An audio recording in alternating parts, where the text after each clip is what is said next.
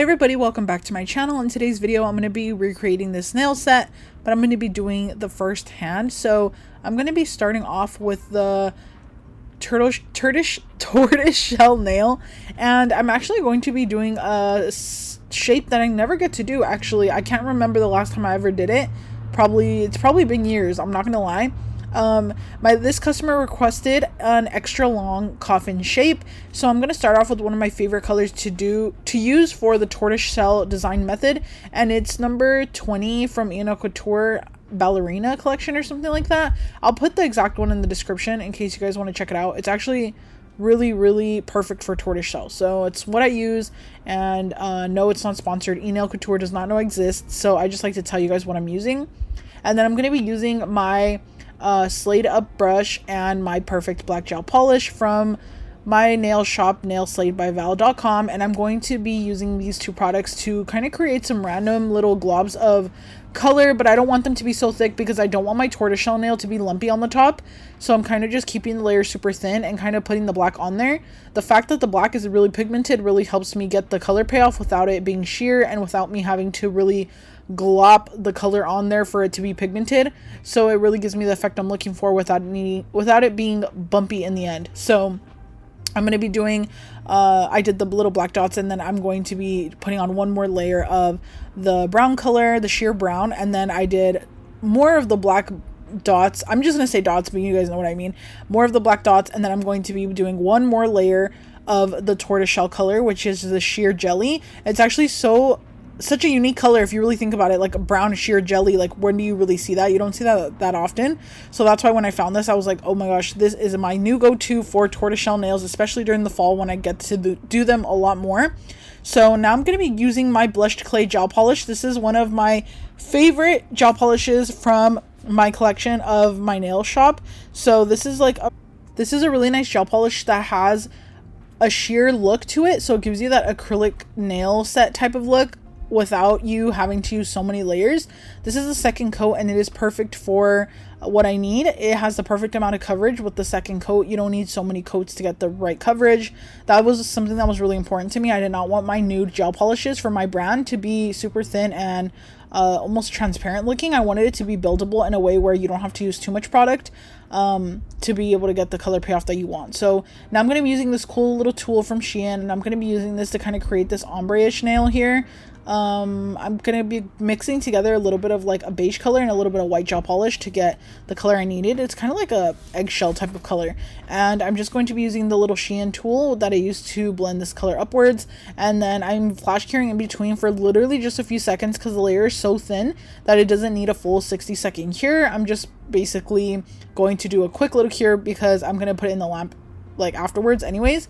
So I always do cure my layers in like for 60 seconds. Like, for example, the tortoiseshell one, every time I put a new layer on of the brown jelly, I did cure it for at least a minimum of like 30 seconds, but I usually always do 60, but it's sped up. So it just depends, you know, like how thin the layers are and how sheer the color is. The more pigmented the color, the more you definitely need to cure it, and especially when it comes to putting on a full layer with like the bottle. But doing it like this, the sponge method, it's such a thin layer because the sponge absorbs most of the product that it doesn't need a full cure right in this moment. I can do the full cure after I'm done with all the layers, and I'll do the full cure for 60 seconds.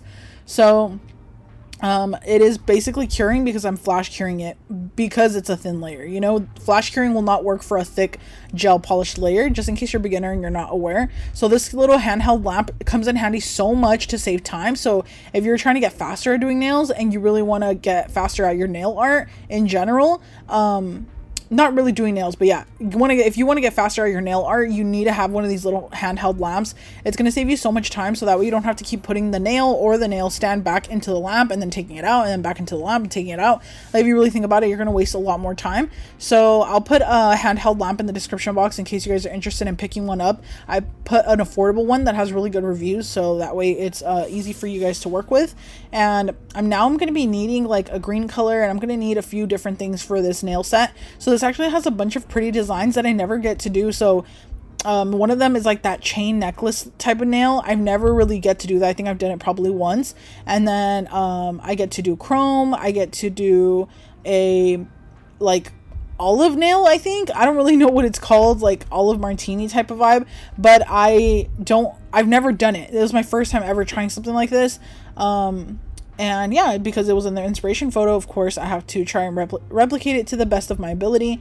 But I still like to add my own touch here and there, like with certain things. I don't like to always replicate it 100% perfectly. Like if I want to switch something up, like I'll switch it up, even if it's just something tiny. Like you guys will see here, I'm painting this leaf right now. It's kind of like a plant, probably a plant, leaf, tree, who knows, but I grabbed the green color and put it on, and I just felt like it looked so flat and like one-dimensional. Like I don't know how to explain it, but I just didn't like the way that it looked. So I was just like, even though it is in their original inspo like that, like it's just flat one color, I wanted it to have a little bit of a more depth, like a little more depth of color. I think it's just something in me about the fact that like I've always painted landscapes and different trees and plants and things my entire life, even before I started doing nails, and I always liked adding depth and dimension and different colors. So I needed to add a little bit of a darker color to this just so it has a little bit of depth. Like I didn't want to just leave it flat like this. So those of you guys that are really into painting stuff might understand what I'm talking about, but anyone that just is new to nail art might think it looks perfectly fine. But I just like adding certain things to make it pop a little bit better and really elevate the design just a little bit, even if it's something so small that might be kind of like irrelevant to most people, you know what I mean? So you guys might notice that I do that in a lot of my videos. Like I'll just randomly add little details or things that I feel like are necessary, even if they're not necessarily necessary. So I'm going to be using the same eggshell color that I kind of used there on the pinky, and I'm going to be using this to create the French tips on the pointer finger and the ring finger. And I'm using the same brush that I'm using to fill in the entire nail. This is my 12mm French Slayer brush from my website, but it's not restocked right now. It's out of stock. It'll be restocking soon, just in case you guys see it in my videos and you're wondering why it's not there. So it'll be restocking soon, and I'm just going to be using this to fill it in. I like doing this because I feel like I get the most even application, but honestly it does take you like a few more seconds because it did take me a few more seconds because this is such a long nail that it's kind of like more tedious to have to fill it in with this. Like the fact that I had to custom mix this color, like I mixed together some beige and some white on my paint palette, that's another reason why I'm just going in with the liner brush to fill it in. Whereas if this was a bottle, I would probably get away with using the actual bottle to like fill in the actual nail tip. But because this is a custom mixed color, I kind of just didn't want to mix the colors in my bottle, so I just picked it up on the liner brush. And I like to do this, honestly, I do this a lot even when I don't custom mix a color, because I feel like I get more of a seamless effect like this. For example, for my white French tips, instead of going in with the white directly like from the bottle, I like to pick it up with the liner brush. I just feel like I get such a clean and seamless look like this. It's just because the liner brush is so thin that it doesn't leave any streaks in the polish itself. So if you haven't picked up this brush, as soon as it restocks, I'll for sure let you guys know in the video that I upload it as soon as it restocks. And then that way any of you guys that have been wanting to try it can go ahead and try it, because I feel like it's literally a game changer for certain things like this, especially because it's ultra thin. This is my ultra thin brush line, so that's why it is so seamless with like the lines and it doesn't leave streaks. And yeah, so I'm moving on to the next thing now. I already cured the French tips, by the way, and then I'm going to be grabbing this orange from my brand called Island Sunset. This is a really pigmented neon orange, but I have to work in layers, so the sponge is going to absorb a lot of the product. I'm just working in layers here, and kind of like, honestly, I just put the white background there because I don't want it to be like plain. I want the French tips to show, so that's why I put the orange on top afterwards. So you can see that just makes the orange come up really bright without it being so like dulled down because of the nude background. That's why putting on a French tip there is like necessary, and that's what gives you that cool design effect. So I don't know, it just works really well. So that's why I put the white, and then I'm putting on the little splotches of color with the sponge tool. And it doesn't need to be perfect because this is going to be a tiger print nail. So I'm just putting on the tiger print now. I kind of freestyled it from my head. I honestly couldn't remember how to do an actual tiger print. I feel like there's a very specific way to do it, and I didn't do it exactly correct, like 100% correct, but it worked pretty well. And either way, this is going to be covered with a charm, so it's not going to show too much. I'm just adding the stripes with my black gel polish, my Purrfect Black gel polish, and my liner brush. I honestly don't know what it is about tiger print. I'm always intimidated to do it. Like zebra print, okay, I got that. Like it's so easy for me. And then leopard print, of course, is so easy because you can like use the dotting tool and kind of like get away with using that tool. So it makes it easy as well. But then it's like with tiger print, like I feel like there's such a specific way to do it that I always get a little nervous. But anyway, moving on to the next thing, I'm going to be grabbing a chrome resistant matte top coat. So this is one of those matte top coats where the chrome will not stick to the background, and that is exactly what I needed. So once it's cured for the full 60 seconds, it'll be the perfect finish so that I can apply the design that I'm gonna want to be chrome. So I want these palm trees to be chrome like the inspiration photo. So once the matte top coat is fully cured, I'm grabbing my Purrfect Black gel polish, which is chrome ready. It is the perfect consistency and stickiness to where it puts the chrome, like the chrome goes on top of it, so mirror-like and so perfect. Trust me, if you haven't tried it, try it out. I find that curing it for exactly 30 seconds on the dot makes it the perfect base for the chrome. So I basically did the matte top coat, which is the chrome resistant one. I cured that for 60 seconds, which means it's dry. And then now I'm going in with the Purrfect Black gel polish and my ultra thin liner brush. And I'm just going to paint on the palm trees. I know it's kind of hard to see because it blends in with the background a lot right now. But once the chrome's on there, the design is just going to really come to life and you're really going to be able to see what it looks like. I'm just painting the palm trees now. I did one big one and one smaller one, and I'm not going to cure until I'm ready for the full design to be finished. So now that I finished both palm trees, I can cure it in my nail lamp for the full 30 seconds. I count it in my head like 30 seconds, even though I think my lamp has a button for 30 seconds, but I never use it. I just end up using my 60-second one. I grabbed my chrome palette, which is from Amazon. I'll put it in the description box for you guys. It comes with all the golds that you'll need and even the silver as well. So that's really, really handy that it's all in a palette for you. So it's like so easy. You don't have to go digging for your perfect gold chrome. Like it's already in this little palette, and I was actually so shocked and surprised that when I received it from Amazon, it wasn't even damaged. Like it's so perfect. It got damaged because of me, like I dropped it, but it's actually it came out so perfect. So I'm using the chrome palette. I got the gold chrome, I rubbed it on there, and once I got the extra chrome off, I went in with my no wipe glossy top coat to finish off the nail, and then cured it for the full 60 seconds. And the no wipe glossy top coat is also from my shop, Nailsslayedbyval.com. It's the same as my username on YouTube, and then .com at the end. And my No Wipe Glossy top coat just went over this so perfectly. Now I'm going to be painting on these little olives. I already did the little stick, and then I had to grab an olive type color, which I custom mixed together with 2 different greens. And then I put little olives on there with the dotting tool. Then I had to cure it, and then I put on, I'm going to put on a little red dot. Like you know how they're like, olives are like pepper filled, right? I'm not really sure. But I think so. I think that's why they have that red dot, right? So they have like a pepper inside or something, like a bell pepper. I'm not really sure. I don't drink martinis or anything like that. But the red dot is going on there, and that's what really makes it look so cute, like an olive. So I did that. I cured that for like a flash cure, and then now it's ready to be top coated. So now I'm top coating the entire nail again, just like I did the last nail, and I'm going to cure it for the full 60 seconds. But I want these little olives to be 3D. It looked like they might have been 3D in the inspiration photo, so I was like, okay, let's do it. I'm going to grab my rhinestone gel. This rhinestone gel from my nail shop is the perfect rhinestone gel whenever you need to do any type of 3D little work like this. It comes with the built-in brush, as you saw. As soon as I pull up the handle, it comes with the built-in brush, and this brush helps you so much with getting the product exactly where you need it. And it's already a non-wipe finish, so it's going to have that perfect non-wipe seamless effect once you're done applying it, and you don't need to apply top coat after that. So that's why I already did the top coat for the full nail before I even did this, because this is my official last step for this nail. So I'm doing this with the brush, and the brush is ultra thin as well, so that way you get a really nice seamless look. And then I am flash curing each one, and then I'll do like the full 60-second cure after. I just like to do this because I like to work in layers, and sometimes I like to add 2 layers if I want the olives to be super 3D, like I want them to be really pronounced. So that's what I like to do as well. And then once that was cured, then I can move on to the next nail. So she said to just freestyle based off of like the designs in general. So I decided that I'm going to add like one design from the other hand onto each thumb. So for example, the other hand, I don't know if you guys saw in the beginning, it has like a green nail.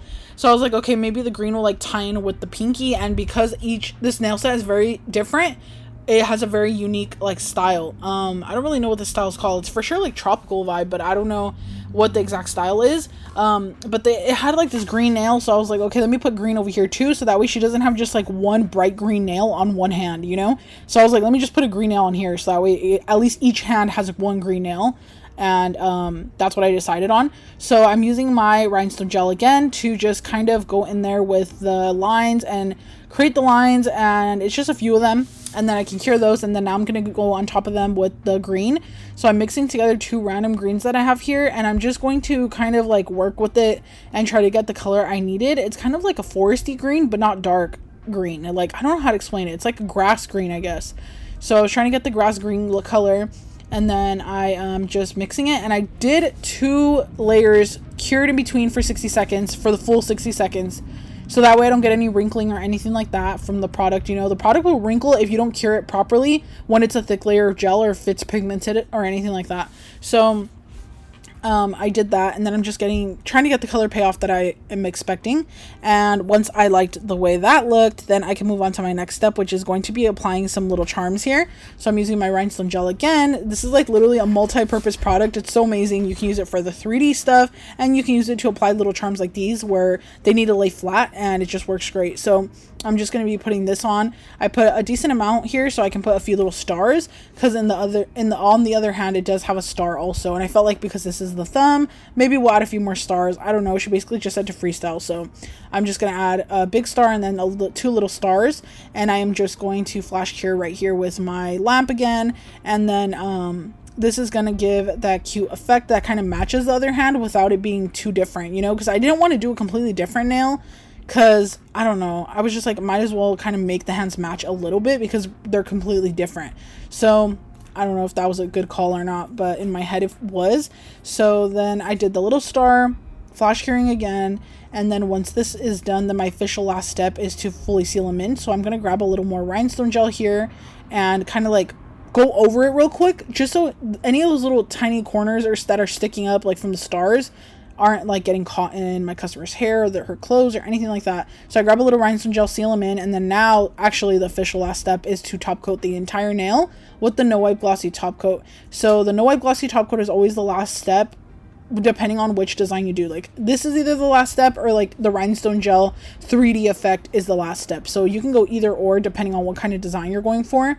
So now I'm going back in with my rhinestone gel again on the tiger nail that is not top coated yet. It does not have any top coat. I'm going to grab the rhinestone gel and place it on here in a cross pattern on the main like center of the French.